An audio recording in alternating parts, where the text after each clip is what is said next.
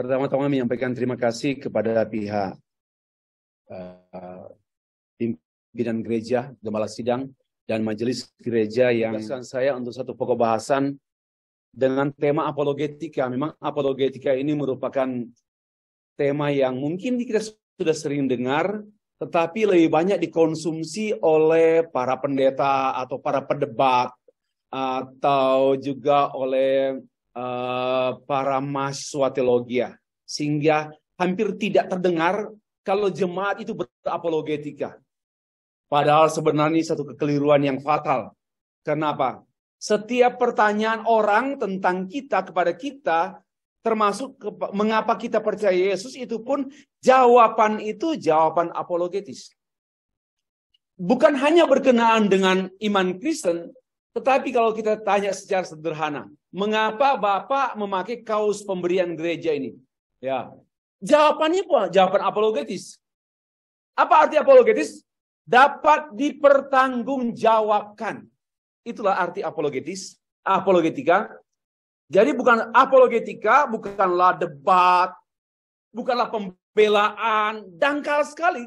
Ya oke, betul, ada aspek pengertian, pengertian mengenai pembelaan, penyerangan, pembuktian. Tetapi itu sungguh-sungguh hal yang sederhana.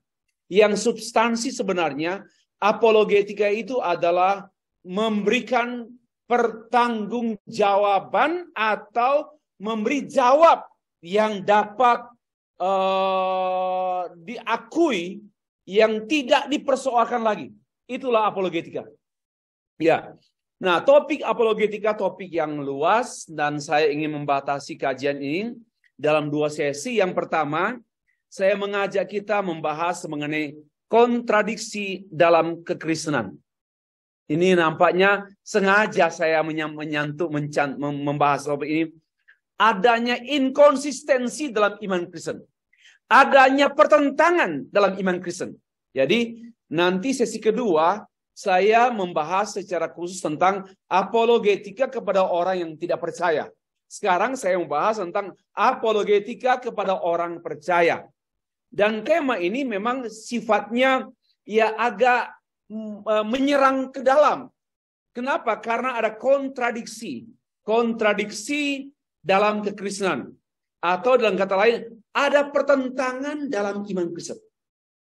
Nampaknya ada pertentangan, ada saling ketidaksesuaian dalam iman Kristen. Kenapa orang Kristen masih saja percaya kepada Alkitab? Mengapa orang Kristen masih saja percaya pada Yesus Kristus? Padahal dalam kekristenan ada pertentangan.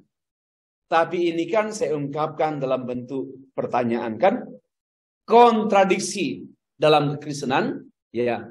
Atau dalam bahasa pertanyaan lengkap, apakah ada kontradiksi dalam kekristenan? Dan justru saya mau menegaskan demikian.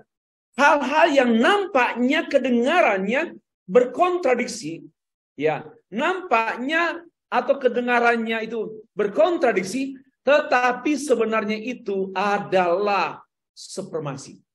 Atau dalam bahasa kita, sebenarnya itu keunggulan Kristen. Hal-hal yang kelihatan jelek pada Kristen, itu hebatnya. Nah ini, mulai berpikir. Maka itu jangan bilang, kasihan, kenapa Kristen kok begini? Tritunggal. Itu bodoh sekali. Nggak usah ngomong Tritunggal lah. Karena itu kelemahan Kristen. Enggak. Tritunggal itu keajaiban iman Kristen. Saya nggak ada lawang, kata orang Ambon. Atau dalam bahasa, tiada bandingnya. Ya, tiada bandingnya. Maka sekali lagi, kita membahas mengenai membahas mengenai kontradiksi dalam kekristenan. Itu sebenarnya seolah-olah. Atau yang mungkin dianggap oleh orang Kristen yang miskin keimanan, wah, dalam kekristenan banyak pertentangan. Atau oleh orang yang tak seiman, tak seagama, tak segereja, tak seiman, langsung inilah kelemahan Kristen. Tidak demikian. Justru saya mau beritahukan, Disinilah yang kita sebut the supremacy of Christian faith, atau keunggulan iman Kristen. Oke, kita membahas ini dalam kaitan ulang tahun Gereja Oikos Balikpapan. Baik, kita baca dulu bagian teks tertentu dari Roma pasal 11 ayat 33 sampai ayat yang ke-36. Diharapkan kita membaca teks ini, kita bukan akan membungkam mulut kita, tapi akan mengontrol cara pikir kita. Kenapa? Karena kekaguman kepada Allah membuat kita tidak segampang itu bertanya dan tidak semudah itu menjawab. Kenapa? Oh, alangkah dalamnya kekayaan, hikmat, dan pengetahuan Allah. Wow. Oh, alangkah dalamnya. Sungguh tak terselidiki keputusan-keputusannya dan tak terselami jalan-jalannya. Sudah ada satu warning. Berbicara tentang Allah, tahu diri dong. Gitu. Harus tahu diri. Berapa? Sungguh dalam. Kita baru dangkal sudah teriak-teriak. Ya. Teriak-teriak. Ini sungguh dalam. Kekayaan, hikmat, pengetahuan. Ada 3 hal yang sinonim. Yang mempunyai satu pengertian. Kekayaan, hikmat, pengetahuan Allah. Ya. Knowledge of God. Sungguh tak terselidiki. Paulus pun berkata, Paulus ahli teologi berkata, dia pun dipakai Tuhan untuk menulis kitab-kitab tertentu, Roma, Korintus, Galatia, Efesus. Dia saja yang mendapat inspirasi Roh Kudus berkata, oh alangkah dalamnya, tak terselidiki, tak terselami, tak terselidiki, tak terselami jalan-jalannya. Selanjutnya, lalu dia bertanya, sebab siapakah yang mengetahui pikiran Tuhan? Atau siapakah yang pernah menjadi penasihatnya? Ada? Maka itu pada waktu kita membahas tentang Allah, atau mempertanggungjawabkan atau menjawab pertanyaan-pertanyaan orang tentang iman, tentang Allah yang kita imani, atau iman yang kita ketahui, kita harus berpegang pada bagian ini. Ya. Atau siapakah yang pernah memberikan sesuatu kepada Allah sehingga ia harus menggantinya? Saya ada lawan, ya. Kita tidak pernah memberi sesuatu. Persembahan, kita tidak pernah memberi sesuatu. Persembahan itu hanya manifestasi I love him. So I express my love dengan offerings. Dia tidak pernah memerlukan. Kalau Allah memerlukan kita, dia berallah. Wah, Allah kok masih perlu saya? Gak perlu, makanya jangan sombong jadi pendeta. Pendeta aja gak sombong, apalagi jemaat. Ya, akhirnya kita tahu diri gitu. Saya pun sadar gitu loh. Ya, saya pun sadar. Kenapa? Karena dalam bahasa terlalu, Allah itu terlalu. Dan saya terlalu juga. Terlalu bodoh saya. Dan terlalu sempurna. Coba, si terlalu bodoh ini keterlaluan. Jadi dengan kita mempelajari Alkitab, kita semakin tahu diri. Orang yang tidak baca Alkitab tidak tahu diri. Ditutup dengan satu kalimat ya. Sebab segala sesuatu adalah ini alasannya Paulus. Alasannya apa? Lus. Ini kalau dia orang Kanonang atau Tompaso atau apa. Lus, apa alasanmu sih? Jawabannya, yes, because segala sesuatu dari dia. Kamu pun dari dia. Walaupun kamu baru dari tadi. Artinya baru lahir. Dari dia. Dan lalu oleh dia. Apalagi? Untuk dia. Bagi dialah kemuliaan sampai selama-lamanya.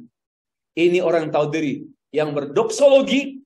Soli Deo Gloria. Bagi dia kemuliaan sampai selama-lamanya. Itu orang yang tahu diri. Orang yang bersyukur. Orang yang memuji Allah. Orang yang tahu diri. Orang yang tidak bersyukur dan tidak memuji Allah. Tidak tahu diri. Nah, kita sudah diawali dengan suguhan firman Tuhan tadi. Sekarang kita melangkah pada apa yang saya kemukakan. ada 3 pertanyaan ataupun masalah yang utama yang dihadapi oleh orang Kristen pada umumnya. Sekali, ada 3 masalah utama yang dihadapi oleh orang Kristen pada umumnya. Atau ada 3 pertanyaan yang memang dipertanyakan oleh orang Kristen pada umumnya. Terima kasih. Nyamalah jiwaku. Yang pertama, mengapa kita mudah berpikir untuk mundur dari iman? Mengapa kita mudah berpikir ini oke? Mengapa kita berpikir untuk mundur? Mudah cepat sekali gitu. Ngambek kan? Kenapa? Ya sudahlah. Tinggalkan gereja aja lah. Tinggalkan Tuhan. Kenapa kita mudah berpikir begitu? Ya saya lihat muka-muka ini tidak ada yang mudah-mudahan. Kenapa mudah gitu? Kok gampangan gitu loh? Kenapa kita gampangan sekali? Mau mikir mundur dari pelayanan, mau mikir mundur dari pekerjaan Tuhan, mau mikir mundur dari Tuhan Yesus. Capek Pak, udah capek saya. Punya istri seperti ini, capek. Punya istri seperti ini, capek mundur dari Tuhan. Nggak nyambung itu. Pas dari kanonan. Mengapa? Oke. Yang kedua, mengapa kita mudah mempersalahkan Tuhan? Karena ada kesenjangan antara firman-Nya begini, kenyataanku begitu. Ya, ada gap. Bagaimana mungkin saya mendengar firman, saya mengkotakkan firman Allah, tapi hidupku mengenaskan gitu loh. Mengenaskan. Inilah orang-orang yang mudah mempersalahkan Tuhan. Why? Mengapa? Kita terlalu mudah. Saya tidak mengatakan banyak orang, enggak. Saya pakai kata kita, termasuk saya. Mengapa kita mudah mempersalahkan Tuhan? Mempersalahkan gereja Tuhan. Yang enggak beres kita, tapi gereja Tuhan dan Tuhan dipermasalahkan dan dipertanyakan. Lalu, why? Karena ada gap. Gap antara dia mendengar banyak firman Tuhan, banyak janji-janji, tapi janji-janji itu enggak jadi kenyataan. Ya. Mengapa? Saya pikir bukan soal janji, salah pengertian tentang janji. Saya sudah sabar sampaikan. Oke. Yang ketiga. Mengapa kita sulit sekali berpikir atau dalam bahasa Alkitab pikiran murid-murid tertutup? Ya, mengapa kita sulit sekali berpikir mengenai iman? Kalau berpikir yang non-iman, yang bukan iman lancar semua. Ya, tapi kalau menyangkut iman, kok susah banget sih? Sudah 20 tahun jadi majelis gereja, itu terus, gak ada kemajuan. Ya, mengapa? Apalagi dengan doktrin Kristen yang paling lemah. Yang saya akan kemukakan sebagian. Wah, sehingga bahkan sulit menjawab pertanyaan-pertanyaan orang lain.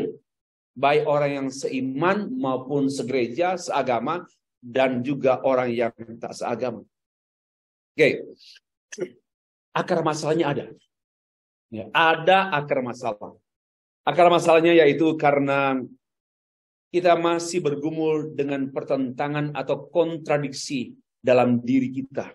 Bukan dalam Alkitab. Di dalam Alkitab tidak ada pertentangan. Di dalam Alkitab tidak ada kontradiksi. Tetapi yang ada kontradiksi itu adalah pada diri masing-masing orang Kristen. Maka dia bertanya, mengapa? Kapan Tuhan? Kapan? Sudah lama sekali, kapan? Terus, karena kontradiksi dalam dirinya. Bukan kontradiksi in the Bible. Dalam Alkitab tidak ada kontradiksi. Saya sudah berkali-kali menyampaikan, penegaskan hal ini.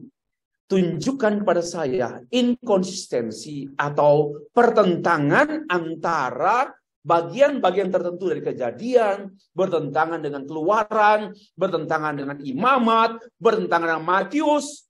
Saya kok tidak pernah menemukan. Pertentangan itu ada pada si penanya. Dan pertentangan itu ada pada orang yang memang belum selesai dengan Alkitab. Belum selesai baca satu bab. Ini belum selesai dengan iman. Maka dia terus berperkara dan membuat persoalan. Kenapa begini? Dia terus mengurus Alkitab. Saya tidak pernah lagi mengurus Alkitab. Kenapa? Sudah cukup, sudah selesai. Dan saya diurus oleh Alkitab, oleh firman Allah. Kalau kita masih mengutak-atik mencari kelemahan seperti orang beragama lain, ya saya katakan karena dia tidak beriman. Kalau kita Kristen masih mempersoalkan Alkitab, ya saya menyatakan bahwa kita belum beres dan kita belum selesai. Itulah akarnya. Lanjut. Maka karena nggak selesai, maka nampaklah imannya yang dangkal. Imannya dangkal. Kedangkalan iman itu nampak karena pengetahuannya tentang firman minim dan tidak teratur. Kenapa? Satu bulan 5 minggu, dia ke gereja yang 1 minggu, maka nggak teratur lah. Ya, hanya dapat 1, nggak ikut juga pemahaman Alkitab, nggak ikut sekolah. Ya, beriman dangkal karena memang berpengetahuan Alkitab minim sekali. Sudah minim, nggak teratur. Ada yang banyak tapi nggak teratur, kacau. Ya, ada orang yang pandai Alkitab sampai 67 kitab, dia hafal semua. Padahal hanya 66. Dia tahu, tetapi nggak teratur. Kenapa? Dia belajar nggak pakai kurikulum. Belajar dia tanya sama pendeta A, pendeta B, dia tanya pada rumput yang bergoyang, dia tanya, dan dia haleluya. Dan dia suka tanya terus, ingin tahu. Tapi sayang, si patongkan mati tigo sayang, gorokan sayang. Kenapa? Tidak sesuai kurikulum, maka kacau. Dan dia tidak selesai pun. Banyak pengetahuan, tapi miskin perilaku. Itu termanifestasi pada perilaku. Mengapa? Tadi karena. Lalu, maka berpengharapan yang salah. Ini orang yang terlalu gampang kecewa. Pengharapannya salah, kosong, nggak terwujud. Ditunggu-tunggu, nggak ada harapan akhirnya. Hopeless. Ya, kenapa? Karena beriman dangkal yang disebabkan oleh karena ini saya bicara di konteks orang Kristen, orang percaya, bukan konteks orang yang tidak seiman, tidak seagama, tidak. Baru bicara tentang yang unbeliever, ya. Ekspektasinya salah gitu. Seperti murid-murid, kami mengharapkan dia akan menjadi raja, tapi kok dia mati dibunuh, kan? Murid-murid kan kecewa pada waktu kebangkitan Tuhan Yesus Kristus. Pada waktu Tuhan disalibkan dan mati dan dikuburkan. Dan murid-murid pulang kampung dan kecewa. Kenapa? Salah ekspektasi. Salah pengharapan. Mengapa? Karena kurang pengetahuan. Maka iman pun dangkal. Oke, kita menggali itu. Sehingga apa yang terjadi? Ya, saya utarakan mungkin ya, kalau Bapak masih ingat, pada Jumat Agung bulan lalu kah? Ya, kita ada kegiatan ibadah di sini. Saya mengatakan 59% orang Kristen mundur dari gereja. Jadi kalau mundur itu wajar. Sudah 5 di Amerika, sekarang kita sudah bahas 59% orang Kristen mundur dari gereja.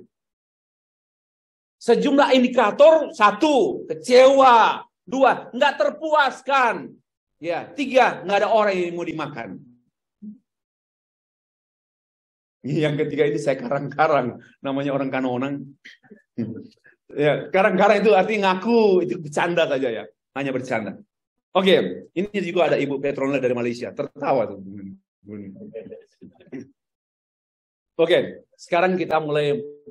Ada 5 kontradiksi. Kita perhatikan. Yang pertama, kontradiksi antara iman dan rasio. Antara imanku kepada Yesus dan pengertianku, pemahamanku, pengetahuanku. Itu yang pertama. kontradiksi. Pertanyaannya begini, Pak, mana yang sesuai? Mengetahui maka percaya, atau percaya dulu baru mengetahui? Mana yang benar? Ini Bapak Ibu, ini biasa diperdebatkan di para ilmuwan, di antara para ilmuwan. Mana yang duluan? Telur atau bulu ayam? Nah, kalau bilang telur, itu yang menolak teori penciptaan. Karena Allah tidak menciptakan telur. Kan? Tapi Allah menciptakan ayam bertelur. Okay? Biar lengkap. Nah, kembali. Mana duluan? Saya kenal Tuhan, baru saya percaya, atau saya percaya dulu, baru saya kenal dia? Ya, ini persoalan. Bagaimana mereka bisa percaya nggak ke gereja kok? Nah. Tapi kenyataannya banyak orang ke gereja nggak percaya gitu loh. Sedangkan orang yang tidak bergereja mabuk, pas pada tulang karena disambar motor, karena mabuk dia. Lalu di gereja, di rumah sakit, dia baru diinjili, percaya dia, walaupun nggak banyak pengetahuan. Hanya karena sama motor. Motor mengingatkan dia mengenai guru sekolah minggu yang mengajar dia. Yesus mengasihimu. Jadi berbahagialah guru sekolah minggu. Pertama-tama dipakai Roh Kudus untuk ingatkan orang-orang kurang ajar. Jadi bukan soal banyak pengetahuan baru beriman. No. Jadi bukan soal banyak pengetahuan. Mari kita jelaskan ya.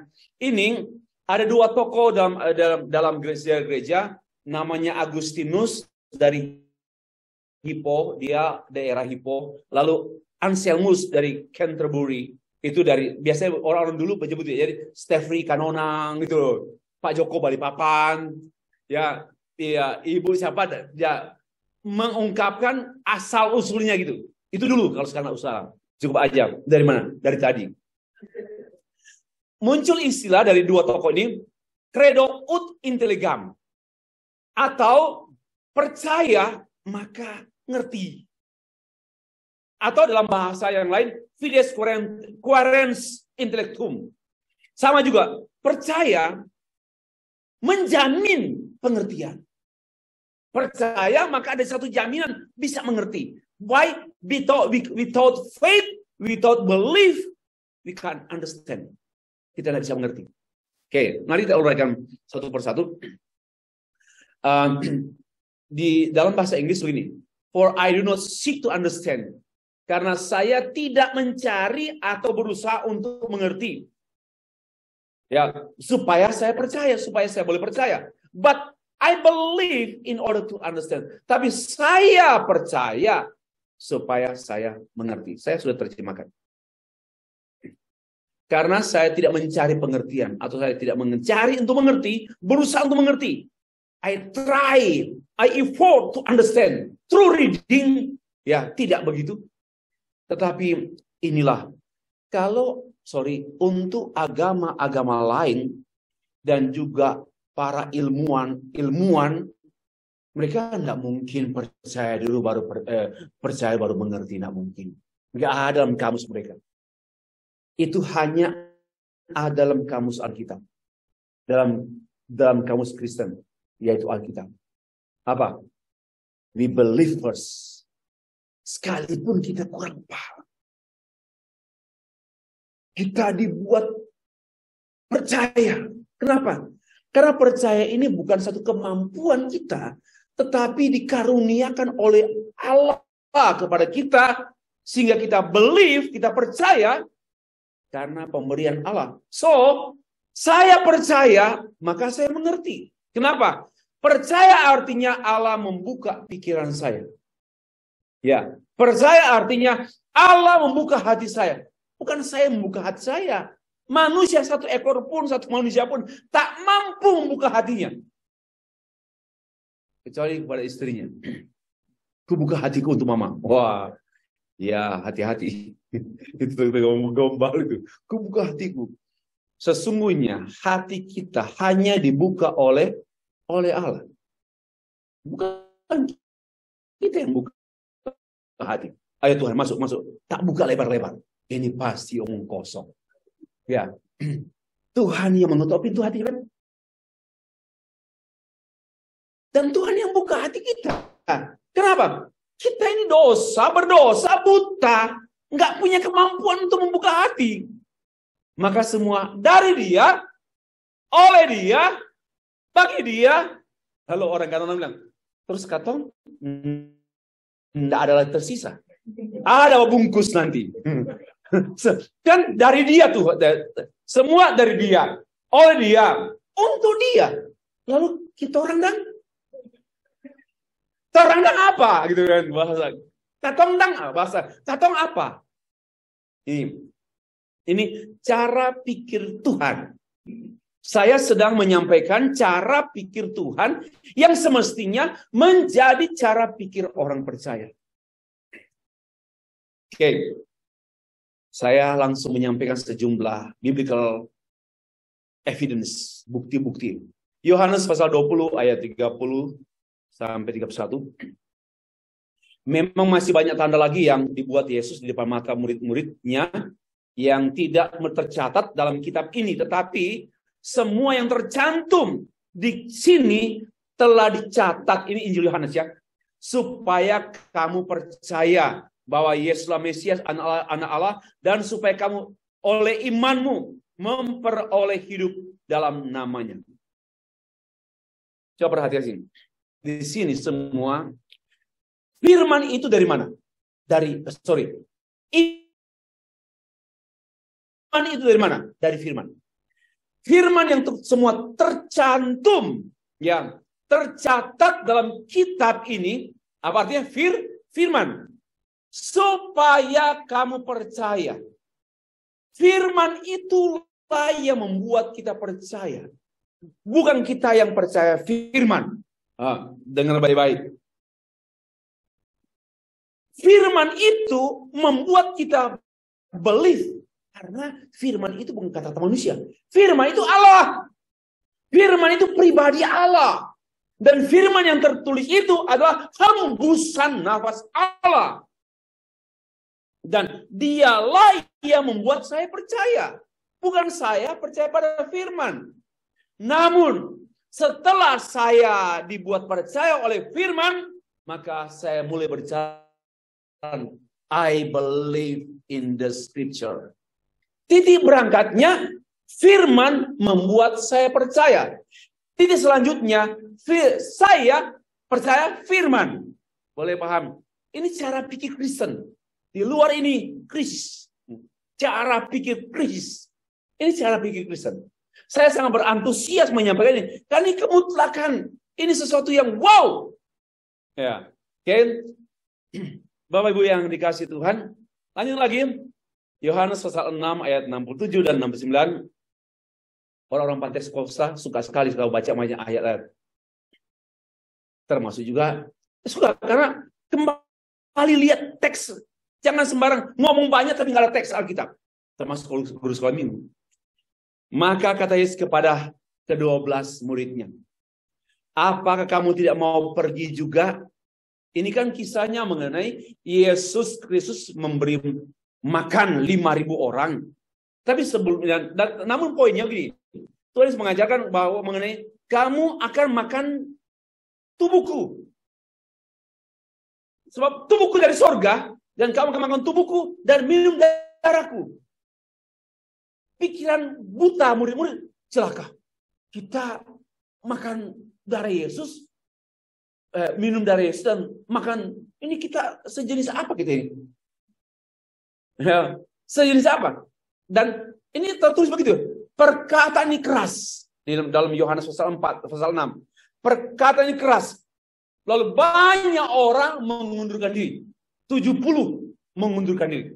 Lalu jawab Yesus, apakah kamu tidak mau pergi juga? Kamu tidak punya alasan untuk pergi? Jawab Simon Petrus kepadanya, Tuhan, kepada siapa kami akan pergi? Perkataanmu itu perkataan hidup yang kekal. Dan kami telah percaya dan Tahu, bukan tempe. Kami telah percaya dan tahu. We have already believe and known. Mana duluan? Percaya dulu. Baru tahu. Tahu-tahu kok percaya. Gitu loh. Memang gitu. Iya, saya kan dulu kurang ajar. Tahu-tahu kok bertobat. Tidak ada modal. Papa bukan pendeta, pendekar. Tahu-tahu kok percaya. Ya begitulah, itu namanya miracle. Percaya dan tahu bahwa engkau adalah yang kudus dari Allah. Oke, ini jadi sudah, mari kita tanamkan. Untuk langkah awal, ini ya, untuk langkah awal memang iman mendahului pengertian. Tapi kemudian selanjutnya orang percaya harus berpengetahuan. Karena apa? Untuk memperkuat imannya. Mari kita baca lagi. Roma pasal 10 ayat 13-15. Sebab barang siapa yang berseru pada nama Tuhan akan diselamatkan. Tapi bagaimana mereka dapat berseru padanya jika mereka tidak percaya kepada dia? Bagaimana mereka percaya pada dia jika mereka tidak mendengar tentang dia? Bagaimana mereka mendengar tentang dia jika mereka tidak ada orang yang memberitahukannya? Dan bagaimana mereka memberitahukannya jika mereka tidak diutus? Seperti tertulis betapa indahnya kedatangan mereka yang membawa kabar baik. Di sini Bapak Ibu sekalian, saya sengaja berikan warna berseru, percaya, mendengar. Memberitakan dan mengutus. Apa artinya? Kita balik. Diutus dulu, baru dia memberitakan. Sehingga orang dengar, baru percaya, dan baru berseru pada Tuhan. Atau terbalik. Kita bisa berseru pada Tuhan. Kenapa? Karena percaya. Jadi balik-balik pun oke. Ya, jangan dibolak-balik. Dibolak-balik. Ya. Mengapa kita berseru pada Tuhan? Because we believe in Him. Why we believe in Him? Because we listen the gospel, ya, Injil yang di-delivery, yang disampaikan pada kita. Lalu mengapa kita mendengar? Karena ada yang memperdengarkannya. Mengapa ada yang memperdengarkan? Karena ada yang datang, yang diutus. Nah, poin saya di sini, titik berangkatnya bukan soal mendengar, tapi soal beriman. Ya, oke. Saya tambah lagi dengan sejumlah argumen saya. Tadi biblical understanding, sekarang jawaban ringan. Gini, oleh anugerah Allah kita beriman. Bukan begini. Oleh anugerah Allah kita tahu. Nggak ada itu. Tak ada dalam rumus Alkitab. Because of God's grace, we by faith, oleh anugerah Allah dengan iman, oleh anugerah Allah kita percaya. Ya. Ini dulu langkah pertama ini. Anugerah itu mendahului iman. Iman itu mendahului pengertian. Bahkan ada tetap oleh anugerah Allah kita beriman dulu sekalipun kita tidak mengerti saat itu. Apakah saya percaya Tuhan karena saya mengerti Tritunggal? Enggak, sampai sekarang pun saya kurang paham. Yang paham setan. Enggak ada seorang pun yang paham. Ya. Kok berani paham tentang Allah? Pasti Allahu a'lam itu. Atau Allah katabra, astaga gitu. Terakhirnya astaga. Enggak ada seorang pun yang paham. Ya. Karena kita tidak hidup karena pemahaman. Kita hidup melampaui pemahaman. Bahkan kurang paham tapi beriman. Itu penting. Kurang paham tapi beriman. Namun setelah orang beriman, pastilah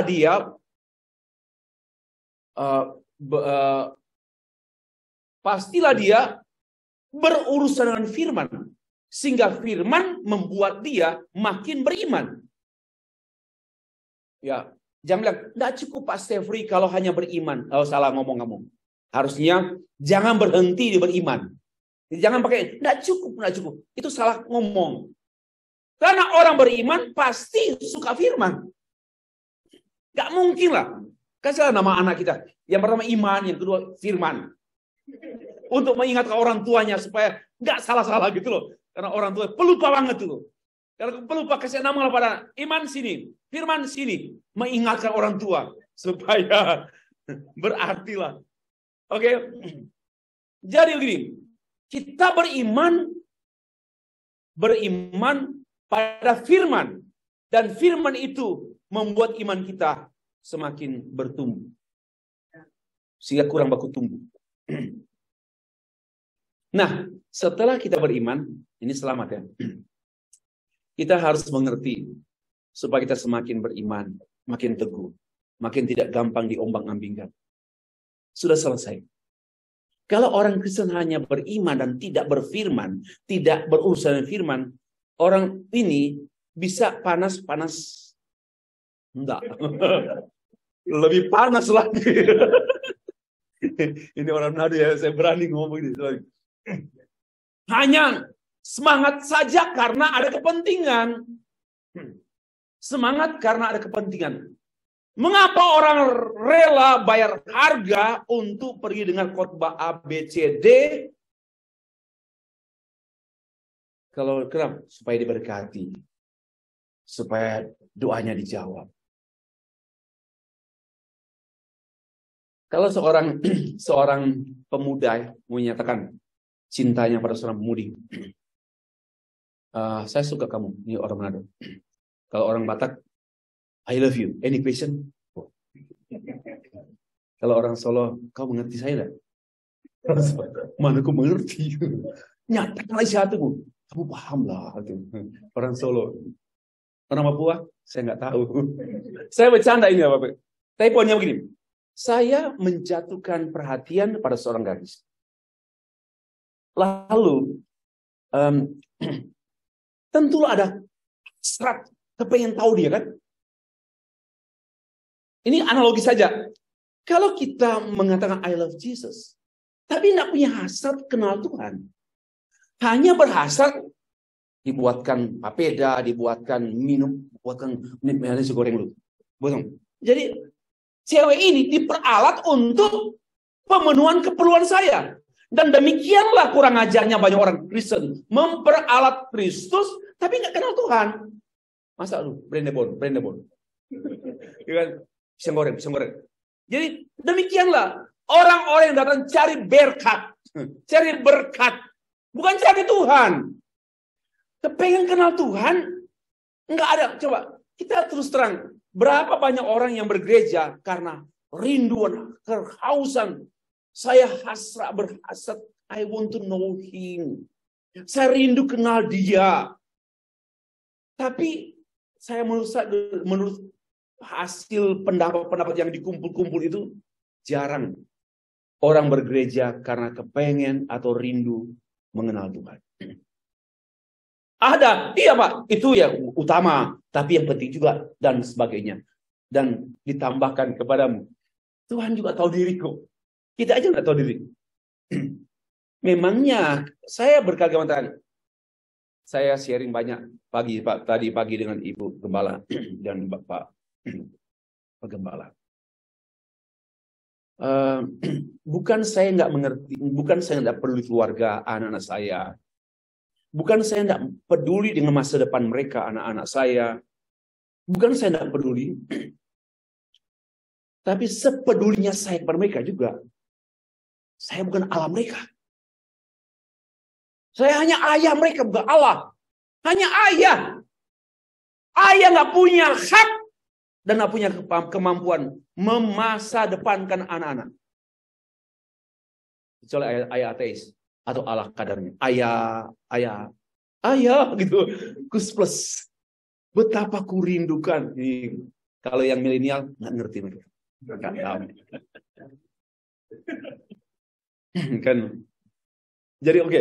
Jadi bukan saya tidak peduli. Tetapi saya juga tidak menjadikan alasan pelayanan untuk mengorbankan keluarga. Enggak juga. Tapi saya tidak mau menjadi Allah bagi anak-anak saya. Kalau saya menjadi Allah bagi anak saya, maka menghasilkan anak-anak Allah kadarnya. Dengan hafal tuh. Karena juga baru muncul di sini. Enggak dipersiapkan. Tapi kalau saya menunjukkan Allah dalam hidup saya, dalam pengalaman saya beriman, dan anak-anak melihat Allah padaku, itu penting. Dan juga pada mereka langsung kan. Oke. Saya bisa buat konklusi begini. Menjadi percaya itu dalam konteks diselamatkan ya. Itu pertama, anugerah membuat orang percaya, percaya mendatangkan pengertian, membuat orang haus pengetahuan. Ini satu sistem berpikir Kristen. Di luar ini kacau. Maka itu by the grace of God. Semua by the grace of God. Bukan by the grace sondak. Bukan. By the grace of God. Oleh anugerah Allah. Aku ada sebagaimana aku ada. Aku tidak mengada-ada. Ini tambahan orang kanonan. Aku tidak mengada-ada. Anugerah Allah itu semua mendahului apapun yang kita alami. Ya. Anugerah Allah. Yang kedua, setelah kita selamat sebagai orang percaya, tadi dari orang yang belum percaya menjadi percaya. Sekarang setelah percaya, bukan salah. Sebagai orang percaya, kita oleh anugerah Allah haus pengenalan, pengetahuan tentang firman Tuhan. Kita makin menjadi orang berpengertian dan percaya kita semakin bertambah-tambah. Jadi sebenarnya kita ini orang beragama non-Kristen membalikannya. 2 dijadikan 1, 1 dijadikan 2. Atau para ilmuwan, filsuf berkata, nggak mungkinlah kami percaya tanpa mengerti. Untuk mengerti, ya berpengetahuan dulu. We know first, and alhamdulillah we believe. Itu pengertian pada umumnya orang. Ilmuwan saintis pun berkata, nah Kristen berbeda dengan seluruh dunia ini. By the grace of God. Kok bisa percaya gitu loh. Si Paulus yang kurang ajar itu, kok bisa percaya? Penganiaya kok bisa percaya? Ya, I don't know. That's the grace of God. Karena itu, setelah dia percaya, dia mengerti, dan dia berpengetahuan terus. Makin kuat. Akhirnya, menjadi rasul, pemberita firman, menulis firman dari inspirasi Roh Kudus, dan sebagainya. Sekarang yang kedua, tadi kan kontradiksi antara iman dan rasio. Mengenai mana duluan? I believe in order to understand, or I understand, alhamdulillah, believe. Enggak kan? Kita sudah paham itu. Nah sekarang yang kedua, kontradiksi antara kedaulatan Allah yang absolut dan kedaulatan Allah yang kondisional. Yang absolut ini mutlak, artinya nggak bisa dibantah. Yang harus dia bersyarat. Mari perhatikan ini. Dari Alkitab kita menemukan sebenarnya Allah tidak pernah memberikan syarat apapun pada manusia. Agama-agama lain semua Allah memberikan syarat. Jika, maka. Jika, maka. If you will, I will. If you will, I will. Gitu. Kristen tidak. Kita tidak ada syarat. Karena syarat itu tak mampu dipenuhi oleh manusia.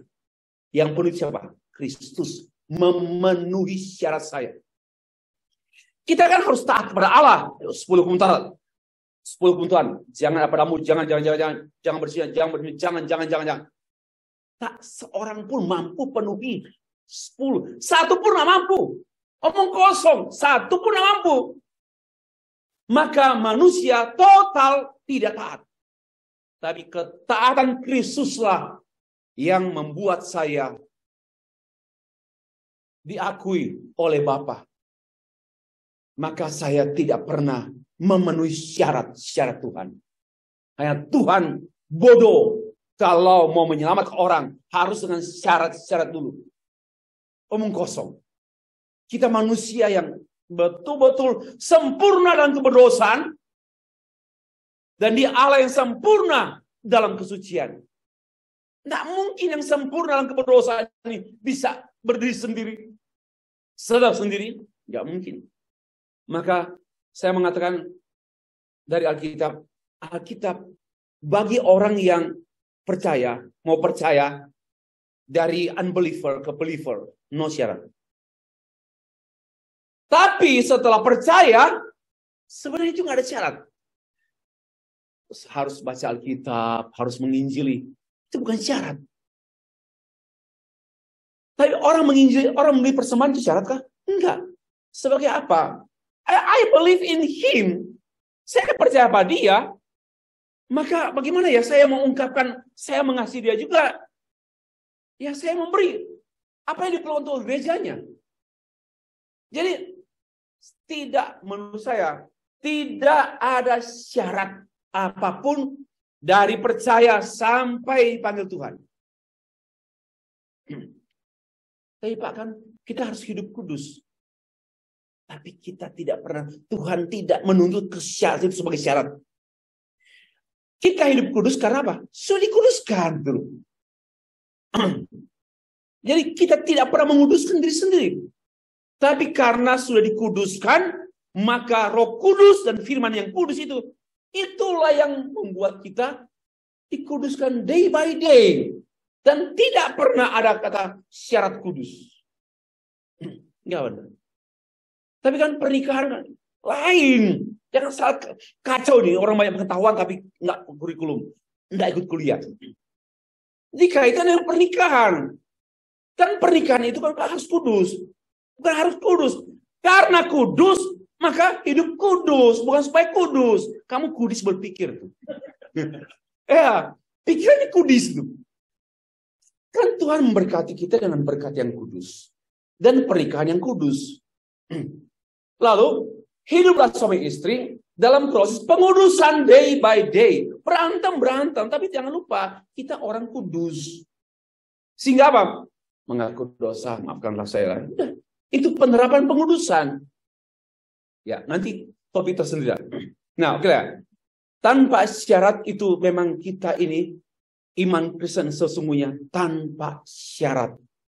Gereja memberikan syarat itu sebenarnya untuk pendisiplinan. Karena gereja bukan Tuhan. Dengan beda ya. Mengapa hamba Tuhan perlu ada syarat-syarat jadi penatua, syarat-syarat diakon, syarat-syarat terlibat dalam pelayanan, ada syarat. Kenapa? Karena gembala bukan Tuhan. Dia perlu untuk apa? Untuk menerapkan, memanifestasikan ketentuan-ketentuan firman Tuhan. Ya, saya pikir saya nggak pernah disyaratkan. Misalnya, syarat penabisan pendeta. Ya, saya minggu lalu saya suruh satu orang yang mau tapi batalkan dia. Karena nggak ikut kegiatan, sudah yang ngajar lagi garang seperti saya. Mau saya bilang, yang ini tolong ya, dia nggak boleh ditabiskan bulan Juni. Dia tidak ikut pelatihan, persiapan penabisan karena pelayanan. Hebat kan? Ini orang kerasukan setan. Dia mementingkan melayani orang lain, tapi dia mau komitmen menjadi pendeta, dia tidak mau dilayani Tuhan. Ini kan aneh. Jangan juga pada persembahan. Jadi bagi saya itu nggak benar. Yang paling penting ya bagi saya pribadi ya, semua ya, kita dulu di hadapan Tuhan, bukan jemaat. Seorang hamba Tuhan yang paling penting, I'm standing before God. Saya sendiri. Bukan atas nama jemaat. Enggak. Tapi yang paling penting, baru kedua itu. Kalau enggak ada urusan dengan Tuhan, bagaimana mengasalkan jemaat? Maka setiap kita pelayan Tuhan, berurusan dengan Tuhan. Maka saya berkata, Tuhan yang akan urus jemaat. Oke. Lalu, tanpa syarat, itu pun diungkapkan, sekalipun manusia itu rusak, najis, kotor, rusak tak berdaya. Sekalipun, even though, sekalipun, karena tanpa syarat. Ini loh, iman Kristus itu tanpa syarat. Kristus itu tanpa syarat. Kenapa? Karena tak seorang mampu manusia Tuhan. Coba, Tuhan itu, dia punya syarat. Syarat itu hanya bisa dikenakan pada Tuhan-Tuhan yang lain. Ya kan? Kenapa? Selevel. Masa, Sevri, kamu harus begini. Kalau enggak, binasa kau. Syarat kau penuhi. Saya bilang, kau Tuhan atau hantu? Saya terus terang, bukan seperti itu. Tuhan tahu kamu itu bodoh, tolol, buta, tuli, lumpuh. Masa mau disyaratkan lagi? Maka Tuhan ambil. Anakku lah yang mengambil posisimu. Believe in Christ Jesus. So everything done. Ini loh penting sekali mengerti teologi. Bagi saya terkagum-kagum dengan kebenaran ini. Tapi juga saya terkagum-kagum dengan orang yang tidak mau mengerti. Oke. Ini bagi saya begitu semangat ini bukan karena apa-apa. Bukan soal ribuan yang hadir. Tetapi kebenaran itu yang buat saya kayak orang gila gitu. Karena terlalu ajaib itu, lebih daripada apapun, ya. Tanpa syarat. Nah, sebagai orang yang hidup tanpa syarat, ya kita hanya terima kasih Tuhan, pujian terus. Oh, tanpa syarat kok. Masa kecuali ya Tuhan, semua syarat yang kau minta, ku penuhi. Mau apa lagi kau? Saya minta jasa kan? Tapi ini saya tidak punya jasa apa-apa karena kita tidak mungkin. Nah, agama tuh atau dunia pada umumnya dengan syarat. Tuhan menyelamatkan manusia asalkan manusia mau. Mau? Kalau manusia tidak mau ya enggak selamat. Jadi keselamatan itu tergantung pada kemauanmu. Amin. Setan. Enggak ada. Saya pun tidak mau. Kalau Tuhan mau, tak mampu mencegah. Siapa yang bisa membuat Paulus? Paulus kan penganiaya jemaat. Apa potensi dia sehingga dia bisa percaya Tuhan? Tidak ada potensi. Tuhan yang mencelikkan mata, Tuhan yang memperlihatkan, lus. Paulus, lus. Mengapa engkau menganiaya aku? Kalau Tuhan tidak mendahului, kalau Tuhan tidak berfirman, kalau Tuhan tidak menjamah, kalau Tuhan nothing. Jadi demikian. Agama manapun semuanya syarat. Dan memang itu bohong. Kenapa? Manusia tidak mampu. Mampus. Saya katakan, kalau Allah mensyaratkan sesama Allah, wajar. Oh, sesama Allah kok. Tapi Allah mensyaratkan kecoa ini. Yang paling utama Stefri kecoa. Bagaimana mungkin Allah mensyaratkan kecoa Stefri? Nggak ada. Bagi saya, ilmu manapun nggak ada itu. Tapi itu yang dilakukan oleh orang buta. Jangan marah mereka. Kenapa? Om buta. Jangan marah mereka. Kenapa? Tuli. Mereka hanya memerlukan anugerah. Anugerah mendahului iman. Iman mendahului pengertian. Dan seterusnya. Ini cara pikir. Kalau kita kuat di sini, kita mempunyai pegangan yang kuat. Berdiri teguh dan juga menyampaikan. Lalu ada, saya sudah berkali-kali sampaikan yang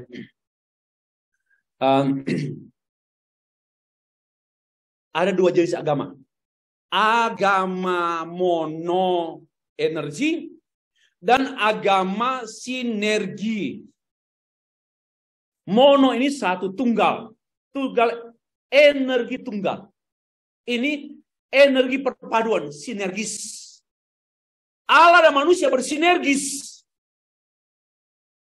Ya, menghasilkan sinting.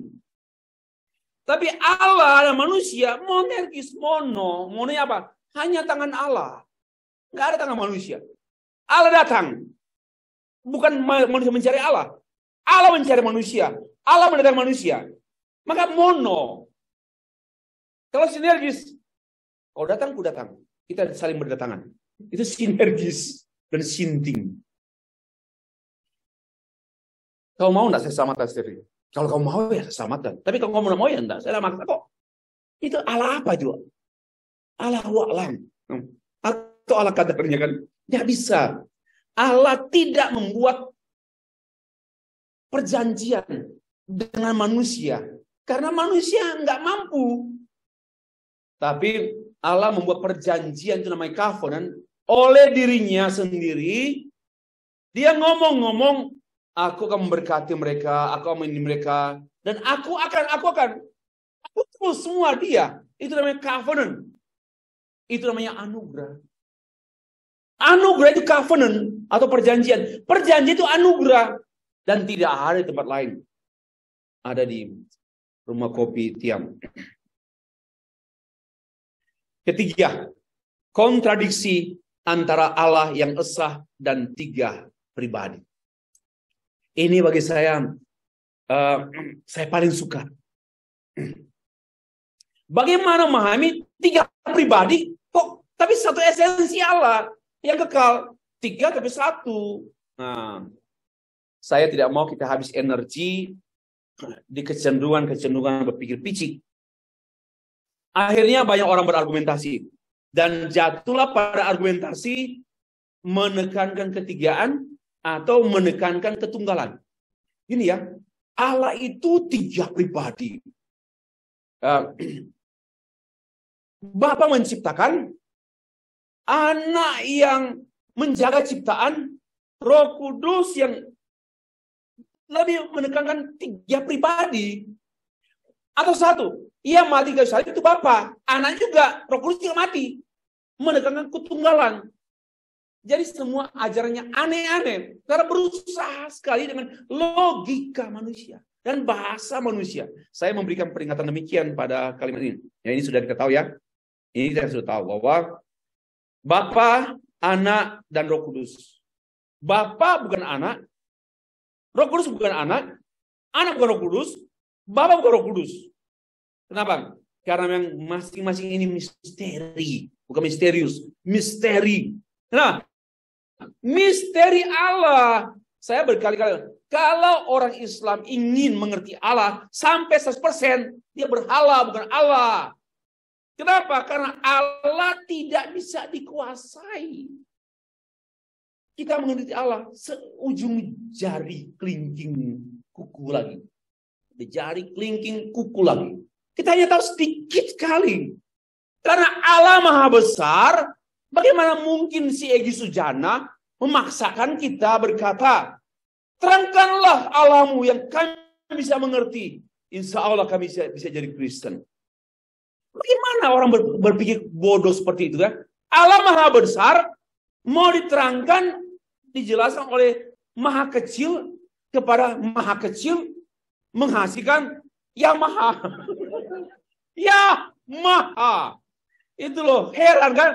Kekagetan, keheranan pada yang Maha. Ya Maha.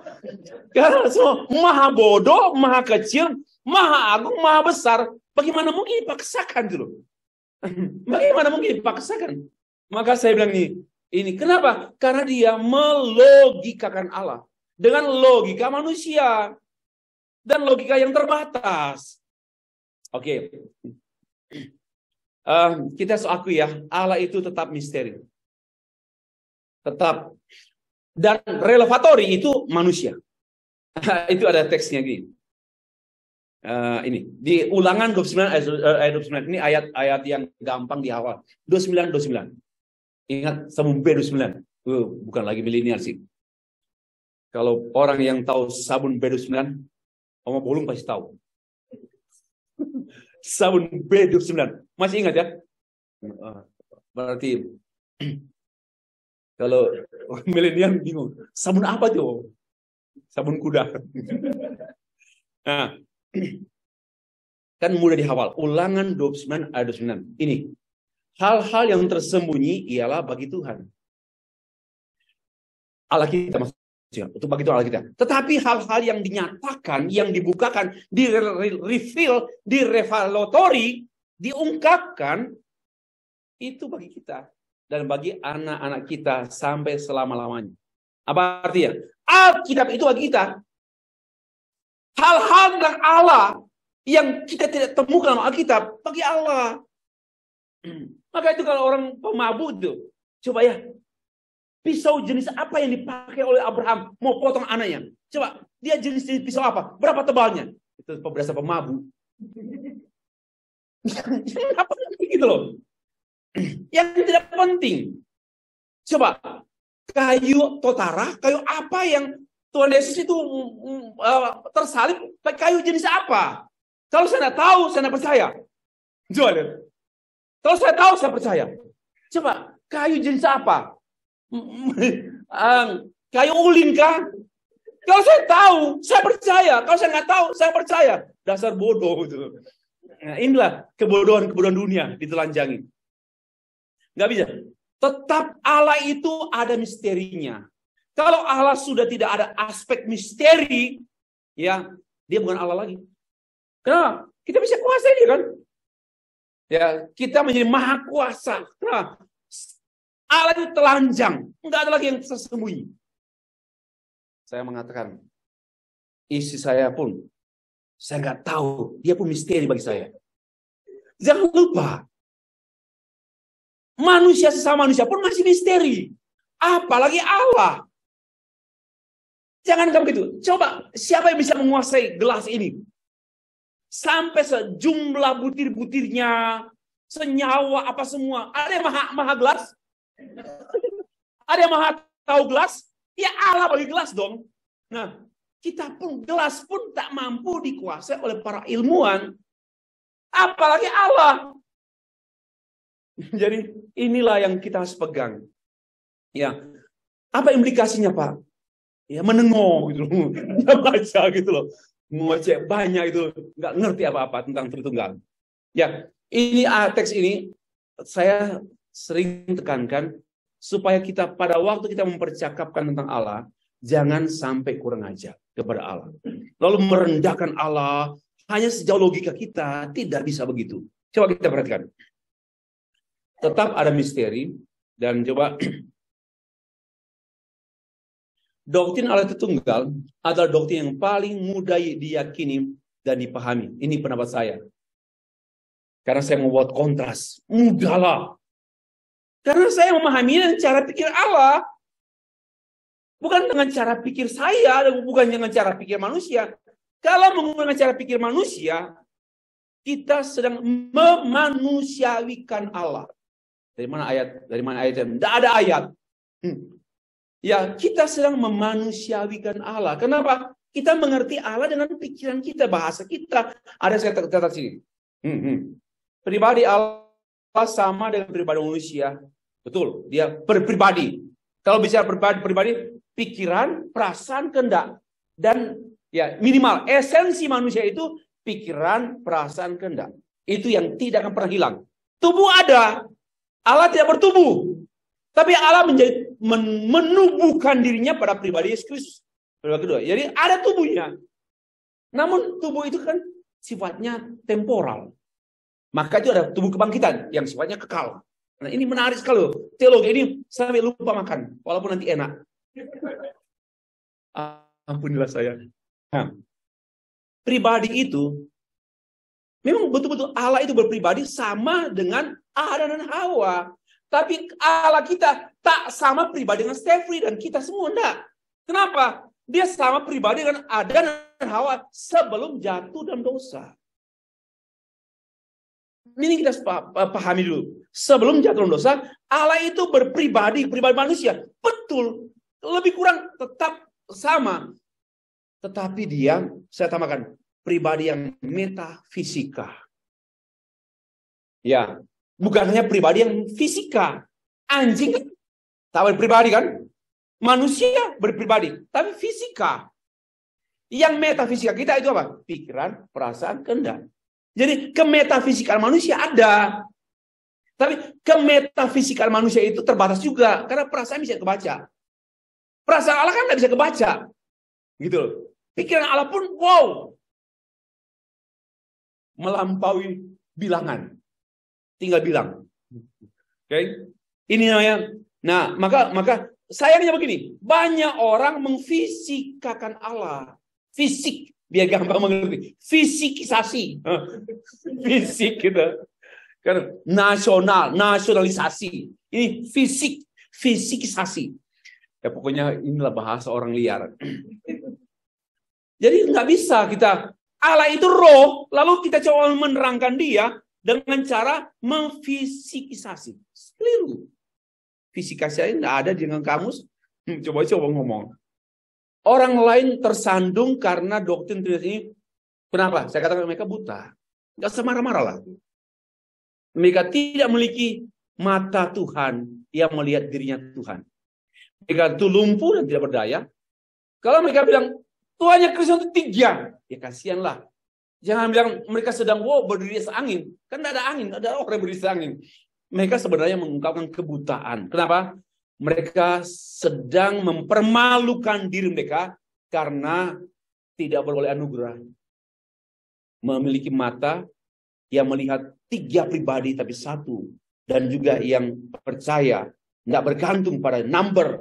Saya memberikan apa di sini? Di mana itu ya? Oh, ada. Saya mengatakan demikian. Mungkin terhapus. Gini. Kata 1, 2, 3. Itu bilangan manusia. Bilangan ciptaan. Bukan manusia. Bilangan ciptaan. Ada berapa ekor kambing? 3. Ada berapa bambu? 4 ujung bambu. Itu bisa di-number, dihitung-hitung. Ya. Allah itu menciptakan hitungan. Bagaimana mungkin dia dihitung? Lalu yang keempat, kontradiksi antara teosentris dan antroposentris. Ini teosentris, teo ini Allah, sentris itu pusat. Berpusat pada Allah. Dan yang kedua, antropo, manusia. Posentris artinya berpusat pada manusia. Begini.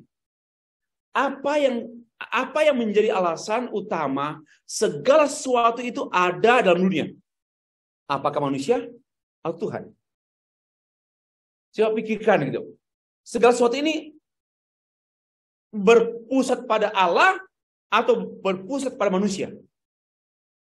Tentulah karena kita dari TK, SD, SMP, SMA, perguruan tinggi, kita terbiasa berpikir berpusat pada manusia. Nggak bisa dipungkiri.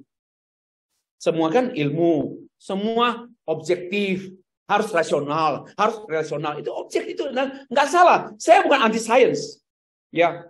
Saya bukan anti science. Ini pun science, ini pun science. Pakaian bagus ini pun science, Nusantara, science, ya. Mengapa dimiring? Sedang menanjak. Ya, sedang membangun. Kan yang di Zoom tidak dapat kaos. Tapi kalau nggak tahu malu silakan hubungi panitia. Oke. Sekali ya. Kalau kita berpikir, sorry Bapak Ibu, saya kan Bapak sudah kenal, sudah bercanda lah. Tadi kalau tersinggung ya, puji Tuhan masih manusiawi. Kalau sampai nggak tersinggung gitu loh. Ini hanya binatang yang nggak tersinggung loh. Kalau udah anjing, monyet kau. Ya biasa saja itu. Ya belum langsung gonggong saya. Nah, tenang saja. Tapi kalau tukang parkir, matanya di mana? Wah itu sudah lain lagi lah. Memang manusia toh. Yang membedakan manusia dengan binatang itu, kalau manusia dimaki, bereaksi. Kalau binatang dimaki, nggak bereaksi. Lebih salah ya binatang. Ini gara-gara politik. Oke. Apa yang menjadi alasan utama segala sesuatu? Dan sains, kita kan sudah belajar. SD, SMP, SMA, perguruan tinggi. Cara pikirnya nggak salah, memang nggak salah. Semuanya dihitung pada yang terlihat, terukur, teraba, terasa, data semua. Dan jarang kan orang begini. Kita mengerti yang tidak terlihat. Nggak mungkin kan? Kita bisa mengukur yang tak terlihat. Nggak mungkin. Nah, karena kita sudah terbiasa, maka sebenarnya kita dalam beragama dan beriman, kita sedang dalam tantangan bagaimana firman Tuhan itu menguasai pikiran kita yang cenderung antroposentris. Itu. Dari ini saya coba terangkan secara mudah ya. Dari dia, oleh dia, untuk Tuhan. Dari dia, dari Tuhan, oleh Tuhan, untuk Tuhan. Atau manusia. Dari Tuhan, dari manusia, oleh manusia untuk manusia. Komputer dari mana? Nggak ada orang bilang dari Tuhan. Bodoh sekali. Ya dari pencipta pertama, kalkulator. Kalkulator dari mana? Terus kan itu perkembangan komputer. Dari mana? Ya dari manusia. Apa salah? Enggak salah, benar, tepat. Nah, namun mindset ini pada waktu kita menjadi orang percaya susah loh. Sudah biasa berpikir human centric, sudah biasa berpikir anthropocentric, lalu beriman, pikir-pikir. Ini berat loh. Kita beriman berat. Kenapa? Sudah terbiasa mindset kita, mindset anthropocentris. Hanya oleh anugerah kalau kita bisa menjadi berfokus pada Allah. Tidak gampang. Dan itu pun tidak langsung sekejap. Proses hidup kita. Nah, tapi itu hanya mungkin oleh firman. Firman dan Roh Kudus yang terus-menerus membuat kita berproses menjadi teosentris. Nah, dan kita sini kontradiksi loh. Antara berpusat pada manusia atau berpusat pada Tuhan. Kita andalkan diri sendiri atau andalkan Tuhan. Atau hanya nama Tuhan. Tapi sebenarnya kita sudah hitung-hitung. Pasti menang, pasti untung, pasti untung. Dalam nama Tuhan Yesus pasti. Tapi sebenarnya kita sudah perhitungan. Jadi Tuhan itu hanya lip service. Saya sudah bahas ini tadi. Yang terakhirlah. Kontradiksi antara teisme dan non-teisme. Teisme ini dari sini ya ada kalau tambah A depan ateisme kan. Lalu kalau tambah D deisme. Kalau T ganti deisme, panteisme itu paham-paham atau yang saya sebut dengan worldview. Itu merupakan cara pandang. Jadi yang membedakan kita Kristen dengan Buddha itu bukan soal berbeda berdoa, berbeda kitab, bukan itu. Berbeda kitab Hindu, Buddha, Kristen, Islam itu perbedaan dangkal. Perbedaan yang hakiki antara Kristen dan non-Kristen atau antara Buddha dan Islam atau antara Hindu dan Shinto, perbedaannya itu perbedaan worldview, yaitu cara pandang. Dan kita, Kristen, cara pandang Tuhan. Namanya teisme. Lalu ateisme, tak mau cara pandang Tuhan. Bukan, jadi dangkal. Saya nggak percaya ada Tuhan. Itu dangkal, itu ateisme bodoh. Ateisme pandai itu, saya tidak mau memiliki cara pandang Tuhan. Itulah orang Kristen, ateis. Jadi, ateis itu kan bukan soal saya anti agama, saya nggak percaya ada Allah, itu ateis kampungan gitu, ateis dangkal gitu. Tapi ateis yang sesungguhnya yaitu saya nggak mau berpikir atau memiliki cara pandang Tuhan, nggak mau. Maka sebenarnya ateis itu banyak di Kristen. Kenapa? Tidak mau menerapkan cara pandang Tuhan. Itu poinnya. Maka itu perbedaan hakiki saya dengan orang beragama lain yaitu di cara pandang. Maka saya berkali-kali mengatakan demikian. Mengapa orang Kristen Mengapa bagi saya orang Kristen bisa menikah dengan orang non-Kristen? Ini pendapat saya. Tapi orang percaya tidak boleh menikah dengan orang yang tidak percaya. Boleh tangkap? Karena orang Kristen yang tidak percaya sama saja dia orang tak Kristen. Maka pasti kok galak, kok seperti itu. Iya, karena orang Kristen tidak sama dengan orang percaya. Orang percaya pasti Kristen. Ya, kita term dulu, istilah dulu. Nah, orang Kristen worldview, orang percaya worldview-nya Allah, cara pandangnya Allah. Itu orang percaya. Cara pandangnya Allah. Semuanya coba ya. Maka saya menyimpulkan demikian. Di dunia ini seolah-olah ada belasan agama atau ada puluhan agama. Tapi menurut saya hanya 2 agama di dunia ini. Agama teisme dan agama non-teisme. Ini karya saya sendiri. Tadilah di rumah. Mikir-mikir itu. Karena tahu juga sama semua agama lain. Sama semua cara pandangnya, worldview-nya, syarat-syarat. Mau Hindu, Buddha, apa semua syarat-syarat. We have no condition. Kita tidak punya syarat apapun. Ya, kita tidak punya syarat. Dan ya non-Kristen itu non-theism. Nah, coba perhatikan. Karena itu, gini, keyakinan theism begini. Allah itu transenden. Artinya melampaui. Karena dia melampaui, tak seorang pun mampu menjangkau dia. Maka dia mengimanenkan diri menjadi manusia. Ini teisme ya. Karena dia tak bisa dijangkau oleh loudspeaker, oleh semua sesajen manusia, nggak bisa itu. Karena kita tidak mampu, maka dia yang datang menjadi manusia, mengimanensikan dirinya. Menang Mbak Nancy, mengimanensikan dirinya itu. Dari kata imanen, yaitu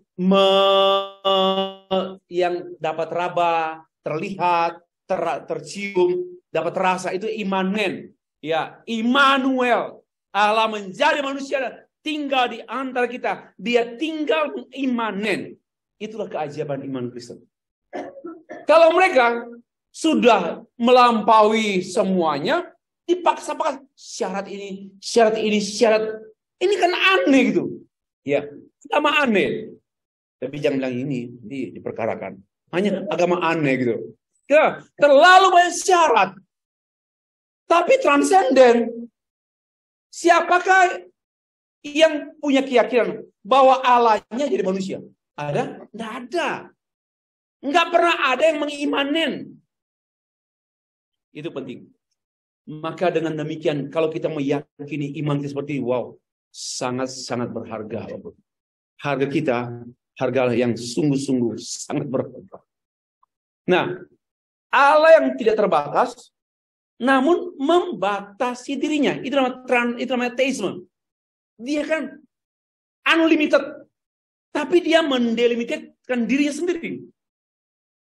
Ya, dengan apa? Berfirman. Dalam Yesus Kristus, dia datang pada umatnya, dia membatasi. Pertolongan Tuhan pada kita adalah Allah membatasi dirinya. Jangan ini serius. Kalau dia tolong saya, dia sedang membatasi dirinya. Coba, saya mau tolong kodok gitu. Kupindahkan kau kodok, kau susah lompat ya. Kupindahkan kau. Saya sedang mengkodokkan diri. Bisa logikanya itu. Kalau Allah tolong saya, Allah sedang mengecilkan dirinya sendiri. Demi saya yang kecil dan yang terkecil. Ini berpikir yang dalam. Maka saya terkagum-kagum dengan mengenal Allah. Belajar teologi seperti ini. Kalau saya coba ya, saya ngomong sama semut, mut, lagi mut kamu ya? Atau tak mutin? Ini bahasa Stevis gak suka betul-betul. Nah, lalu saya kan mengkonyolkan diri kan? Saya sedang mengkonyolkan diri karena saya bicara dengan semut dan saya ambil dia walaupun dia gigit saya. Untuk apa? Ya saya mau berkomunikasi. Itulah Allah. Lihat, jangan bilang bahwa Allah menolong kita itu satu poin untuk dia. Dia sedang merendahkan dirinya demi menolong kita yang sangat rendah. Maka apa? Enggak ada jasa, enggak punya hak menuntut Allah. Ya, oke.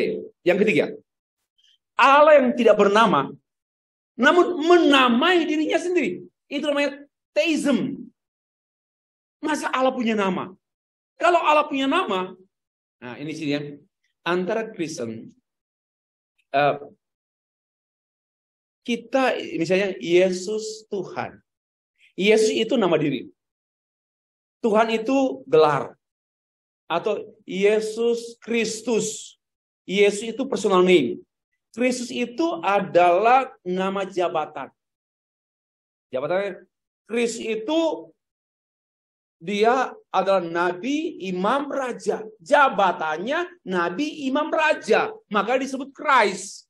Kristus yang diurapi. Yang diurapi siapa? Raja, imam, nabi. Nah, kita bicara apakah dia punya nama? Sebenarnya Allah tidak punya nama karena tidak ada guna. Dia maha tahu, masa dia lupa nama? Namamu tapi kan nama diri sendiri. Ya, Yahweh, haleluya, Yahweh. Dia saya ingat, biasanya lupa diri. Itu Allah apa itu? Dia tidak perlu nama, dia maha tahu. Tapi dia memberi nama supaya kita kenal dia. Jadi dia sebenarnya sedang menyiksa dirinya loh, membodoh-bodohkan dirinya. Sebodoh kita gitu loh. Itu dia sedang membodoh-bodohkan dirinya, sebodoh kita. Saya pakai bahasa yang agak sarkastis ya, supaya nancap nilai A. Dia tidak punya nama. Jadi Jehovah Jireh, Jehovah apa semua itu semua nama yang diberi untuk apa? Untuk kita, bukan untuk dirinya. Dan Tuhan tidak pernah dinamai. Tidak pernah diberi nama oleh pihak manapun. Tidak. Ini yang namanya teisme. Lalu yang keempat, Allah yang tidak terlihat memperlihatkan diri. Dia kan unseen. Dia raw adanya. Tapi dia memperlihatkan diri dalam pribadi kedua. Allah itu tunggal siapa? Yesus Kristus. Yang terlihat. Yang lain, pelihat. Terlihat. Wah, ini sempurna sekali. Ini yang namanya teisme. Yang kelima, Allah yang tidak dapat dijangkau oleh manusia, tapi Allah yang menjangkau manusia. Allah yang tunggu sedikit baru, masih satu lagi baru foto. Allah yang tidak, ini ada begini. Allah yang tidak mampu dijangkau oleh manusia, maka dia menjangkau manusia. Itu Kristus. Allah yang berdaulat, tetapi Allah yang bermurah hati. Wow, dia garang, sadis tuh. Gak main-main, Tuhan itu gak kompromi. A, B. Jangan. Ya, Allah itu bukan, gak apa-apa lah, Wong Solo. Gak begitu. Allah itu bukan Allah yang pelin-pelan. Dia itu Allah yang berdaulat. Ya, sekali mengizinkan COVID-19 virus, gak ada yang kompromi. Mengizinkan loh, bukan menciptakan. Saya sadar mengungkap itu. Enggak ada yang kompromi. Allah mengizinkan laut terbelah, apapun terjadi. Allah, tetapi dia Allah bermurah hati. Ya. Dia marah sama saya yang berdosa, tapi dia bermurah hati pada saya. Allah yang seimbang. Ya. Terakhir, ini 3 tapi 1. Yang lain 1 saya sudah sombong. Itu loh. Baru 1. Kita ini kan semua namanya transenden, apa namanya teisme. Teisme itu yang impossible, tapi dia membuat possible gitu. Yang enggak mungkin gitu. Yang unlimited kok bisa? Lalu kok 3 itu? Namun 1 esensi. Kalau kita tidak bisa mengerti gini, kalau kita tidak bisa mengerti begini, dia yang tak bernama, namun mau memberi nama dia begini. Sama dengan dia yang 3, tapi 1. Jadi jangan mengerti itu tunggal itu lepas dari yang semua ini. Oke? Saya mau tekankan sedikit tentang Tritunggal. Bilangan dan huruf itu tidak cocok dikenakan pada Allah. Pada waktu saya menyebut Allah, sebenarnya itu lebih kecil dari sesungguhnya dia. Ya. Pada waktu saya mengatakan Yahweh, Elohim, sebenarnya saya menyampaikan dia yang lebih kecil dari sesungguhnya. Karena Elohim itu juga memang sudah diterangkan ya Allah pencipta, tapi ya begitu bahasa gitu. Bahasa tentang pribadi, tentu tentang pribadi Allah, tapi dikecilkan oleh bahasa. Apalagi 3, 2, 1, lalu menghakimi Allah itu 3 itu salah, sesat. Dari mana standarnya? Dari mana standar? Demikian pula, kita tidak boleh menghakimi agama-agama lain dengan standar kita. Nggak boleh. Mari kita menghakimi dengan the same standard. Indonesia harus dihakimi oleh Pancasila dan UUD 45. Jangan dihakimi oleh SK Menteri. Jangan dihakimi oleh SK Menteri Agama dan Menteri dalam Negeri. Itu bagi saya inkonsisten dan musuh Pancasila. Tunggu tulisan saya. Indonesia hanya bisa dihakimi oleh Pancasila dan Konstitusi UUD 45. Dan diaku bersama. Karena semua orang di Indonesia tunduk pada konstitusi.